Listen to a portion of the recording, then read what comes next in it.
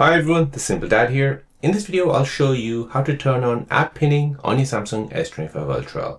So app pinning locks a single app on your screen so others can't exit the app or access anything else on your phone without unlocking it. So let me show you how to do this. So here we'll go ahead and open up the task manager.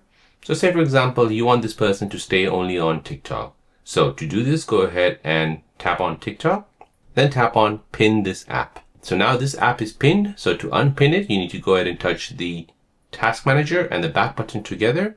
And this will basically go into the lock screen.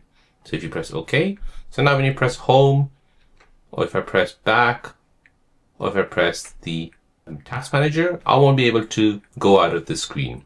So this is great if you're giving your phone to someone just to have a look at this particular app, or maybe you're giving it to your child for them to watch TikTok videos. He or she will not be able to exit this app. So if he or she tries to press the back button and the task manager together, this will basically take them to the lock screen. Now this person has unlocked the screen in order to get out of this. Without that, this phone is locked now. So this is great for your privacy and security. So it's great when you're handing your phone to someone else. So it's keeping them in one app only. It is also kid safe. So if you let your children use YouTube or games without risking access to messages or settings.